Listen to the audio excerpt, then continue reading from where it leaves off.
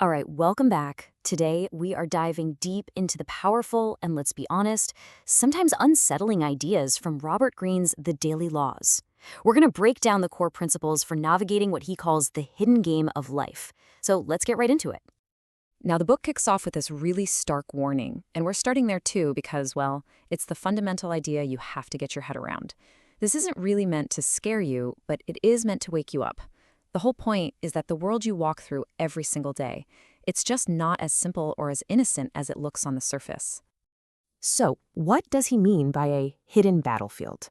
Well, think of it as the strategic landscape of all our daily interactions. It's a place where understanding the unspoken game is absolutely key. Yeah, every handshake, every meeting at work, even a friendly chat can have these hidden layers of meaning. What Greene's saying is that people often hide their real intentions behind a smile, just waiting for an opportunity. And if you walk onto this field completely unaware, treating it like a playground, you're not just a player, you're basically a target. So the very first step to survival, and then eventually success, is just being aware that there's a game being played all around you. Okay, so before you can even think about playing the game, you have to master yourself. The first battle you'll ever fight is always internal. It's all about building your own armor by conquering your impulses and your emotions. I absolutely love this metaphor. For those of you who don't follow cricket, a T20 match is super fast, it's explosive, and it's over in a couple of hours. But a test match, that can go on for 5 whole days. It's a game of endurance, deep strategy, and just incredible patience. In the game of life, those impulsive, hasty actions, swinging for the fences like in T20, they usually lead to a quick failure. The real masters are the ones who can play the long game. And this story just perfectly illustrates the power of that patience. The book tells us about a businessman who really wanted this one specific piece of land. He knew it was going to be a gold mine one day, but the owner was asking for a crazy high price. So instead of getting into a bidding war or rushing the deal, you know what he did? He just waited. A year went by, then 2. Finally, the owner gets into some financial trouble and desperately needs cash. He goes right back to that same businessman and sells the land for half the original price. Patience let him win, simply by outlasting the other guy's situation. So, right alongside patience, you need emotional control.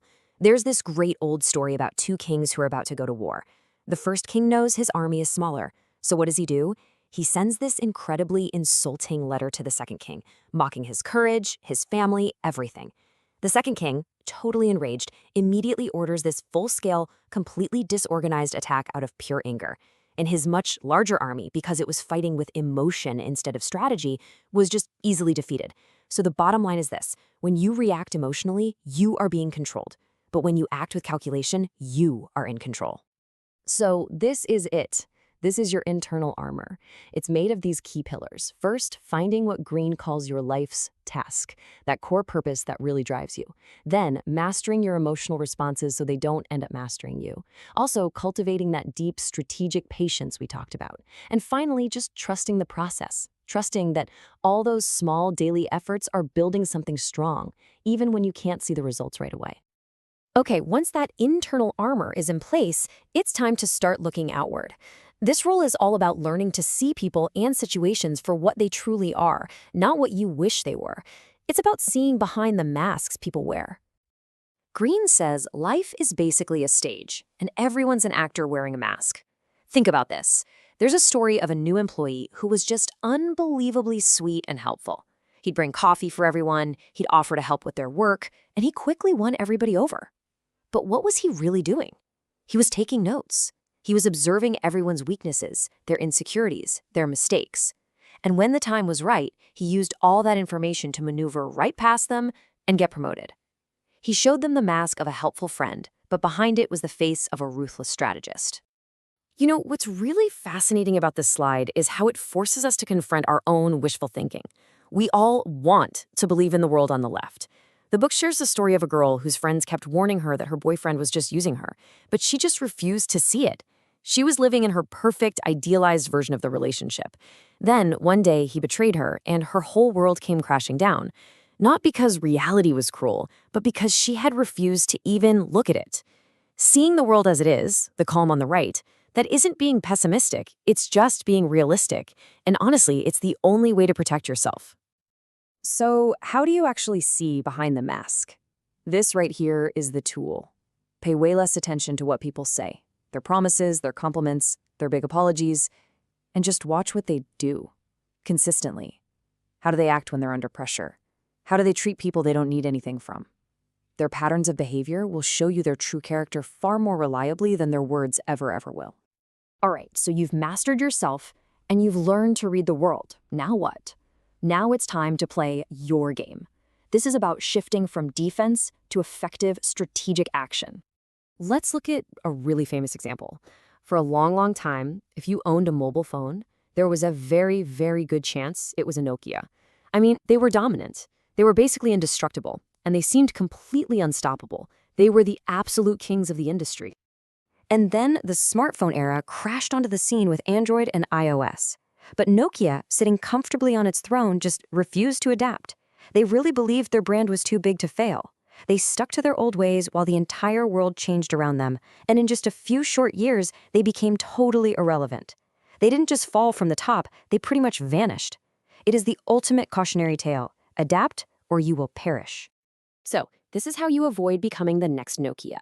You constantly adapt. Instead of trying to compete in a super crowded space, you create your own unique category where you're the master. Kind of like the story of the chef who ignored popular Italian and Chinese food to perfect some forgotten dish from his village, and then he became a legend for it. Don't just wait for the perfect opportunity to fall into your lap. Go out and create the conditions for it. And maybe most importantly, embrace the very things that make you weird or different. That's not your weakness. That's your superpower. So we've covered mastering yourself, reading the world, and playing your game. But there's one final tool that Greene gives us, and it's one that provides this profound focus and urgency to every single move you make. Now, I know this sounds a little grim, but it is incredibly powerful. Steve Jobs, in that famous Stanford speech he gave, said that remembering he would be dead soon was the most important tool he ever had for making the big choices in life. When he was diagnosed with cancer, he knew his time was limited. And that realization, it drove him to create some of Apple's most revolutionary products. The thought of death just strips away all the non-essential stuff. The fear of failure, the fear of what other people think. It forces you to ask what truly matters. And that right there brings us to the end. The laws of power, strategy, and human nature have been laid out. You understand the battlefield. You've got the tools to forge your armor and to read the board. And you have the ultimate motivator, the knowledge that your time is finite. So the only question left is the one right here on the screen. Knowing all this, what will you do with it?